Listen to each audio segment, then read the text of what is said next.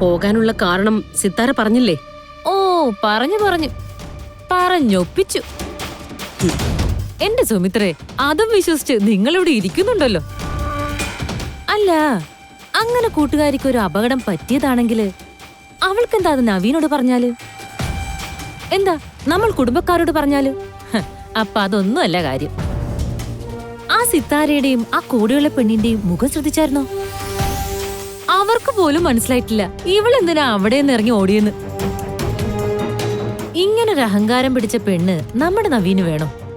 ആലോചിക്കാൻ ഇനിയും സമയമുണ്ട്. അതുകൊണ്ടാ ഞാൻ സുമിത്രയോട് പറയുന്നേ. നിർമ്മലെ, നവീനെ അവൾക്ക് ഇഷ്ടമാ, നവീൻ അവളെ. രണ്ടുപേർക്കും ഒന്നിച്ച് ജീവിക്കാൻ ആ ഇഷ്ടം തന്നെ ധാരാളം. അവിടെ നിക്ക്. എനിക്ക് താല്പര്യമില്ല.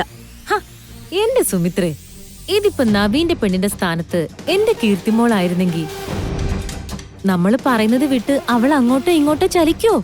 ഇല്ല. ഈ ഗാഥയെന്ന് പറയുന്ന പെങ്കൊച്ചെ ഇപ്പോഴല്ലേ നവീനെ കണ്ടത്, ഇപ്പോഴല്ലേ സ്നേഹിച്ചത്. പക്ഷെ ഈ പ്രായം വരെ നവീനെ മാത്രം ചിന്തിച്ചോണ്ട് നടന്നവളാ എന്റെ മകള്. അവളുടെ പിന്നാലെ വേറെ ആളുകൾ നടക്കാഞ്ഞിട്ടോ അവളെ നോക്കാഞ്ഞിട്ടോ അല്ല.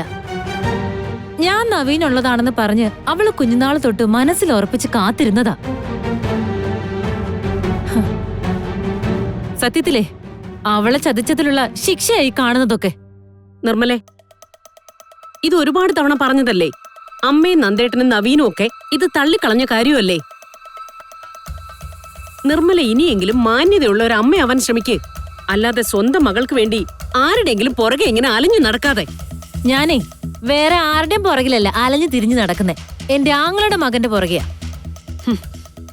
നവീനെ പ്രസവിച്ച അമ്മയായിരുന്നു നിന്റെ സ്ഥാനത്തെങ്കിലേ ഈ നന്ദികേട് എന്നോട് കാണിക്കില്ലായിരുന്നു. നിർമ്മലെ, നീ ആവശ്യമില്ലാത്ത കാര്യങ്ങൾ വിളിച്ച് പറയരുത്. ഞാൻ പറയും. ഈ കുടുംബത്തിന്റെ പാരമ്പര്യം എന്താണെന്ന് നിനക്കറിയാത്തതുകൊണ്ടാ.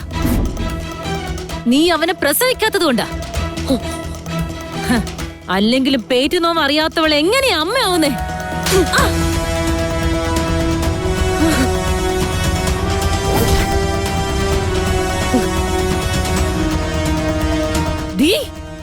മിണ്ടിപ്പോവരുത്.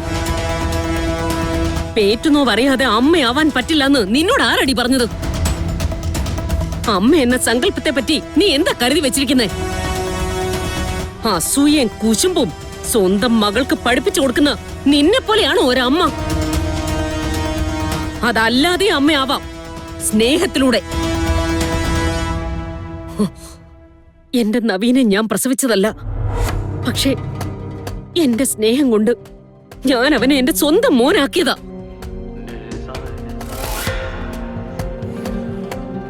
വേറെ എന്ത് പറഞ്ഞു വേണമെങ്കിലും നിനക്കെന്നെ ആക്ഷേപിക്കാം. പക്ഷേ